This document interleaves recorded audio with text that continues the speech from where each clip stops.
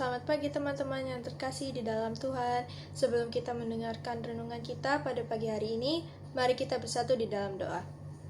Bapa kami yang ada di dalam surga, Bapa yang selalu mengasihi dan menyertai kami setiap waktu, pada pagi hari ini kami mengucap syukur atas berkat dan pertolongan-Mu Tuhan, sehingga kami dapat mendengarkan sedikit dari firman-Mu di tempat kami masing-masing.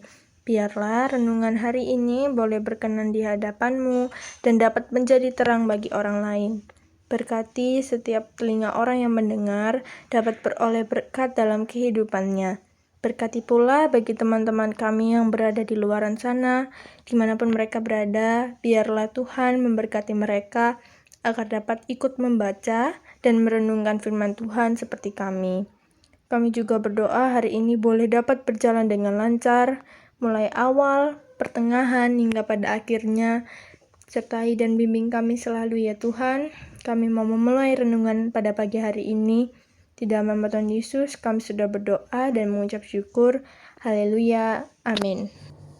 Firman kita pada pagi hari ini berjudul Penghiburan Sejati.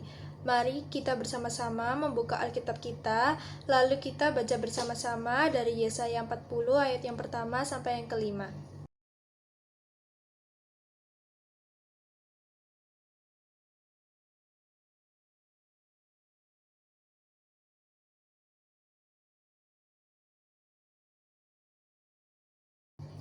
Pasti kita semua pernah merasa sedih dan menangis.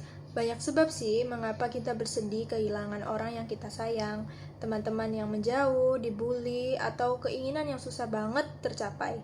Dan masih banyak lagi. Sedih itu perasaan yang Tuhan beri ke kita, tetapi yang penting adalah bagaimana kita menghadapi kesedihan itu. Dalam Alkitab, banyak tokoh yang mengalami kesedihan, seperti Ayub menangis ketika kehilangan yang hebat, atau Daud yang sedih banget waktu anaknya Absalom meninggal. Tapi jangan terus tenggelam dalam kesedihan, meski karena ketidakadilan. Bangkitlah dan lihatlah bahwa Tuhan adalah penghibur sejati, seperti firman-Nya di Yesaya 40 ayat yang pertama dan yang kedua. Hiburkanlah umatku, demikian firman Allahmu, ayat 2, tenangkanlah hati Yerusalem dan serukanlah kepadanya bahwa perhambaannya sudah berakhir. Umat Israel waktu itu dibuang ke Babel, situasi yang super menyedihkan.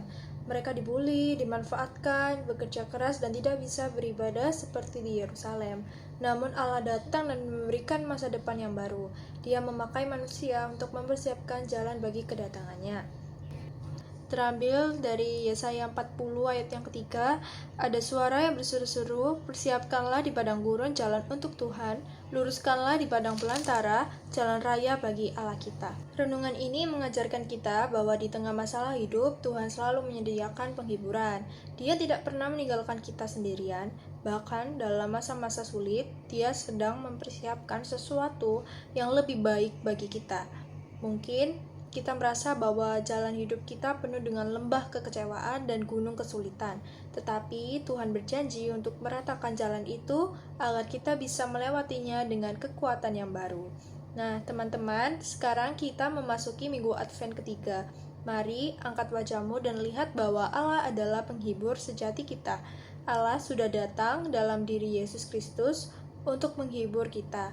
Yuk siapkan jalan baginya, supaya semua orang dihibur oleh penghibur sejati, yaitu Tuhan Yesus Kristus. Inilah renungan kita pada pagi hari ini. Untuk mengakhirinya, mari kita bersatu di dalam doa.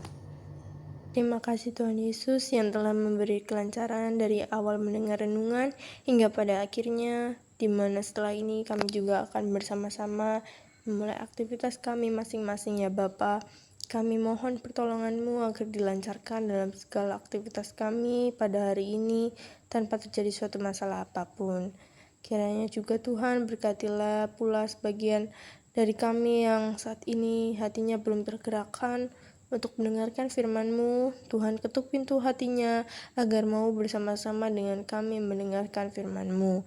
Bagi mereka yang belum berkesempatan mendengar renungan ini karena sakit maupun kendala yang lainnya, kiranya Tuhan berkati mereka agar bisa kembali sembuh dan kembali mendengar firman-Mu bersama-sama dengan kami. Juga untuk teman-teman kami yang mengalami kendala, kiranya Tuhan berikan kelancaran selalu. Inilah doa kami ya Bapa. Kiranya renungan hari ini dapat beroleh berkat bagi diri kami dan dapat kami renungkan dalam keseharian kami juga. Di dalam nama Tuhan Yesus, sebagai juru selamat kami yang hidup, kami berdoa dan mengucap syukur. Haleluya. Amin.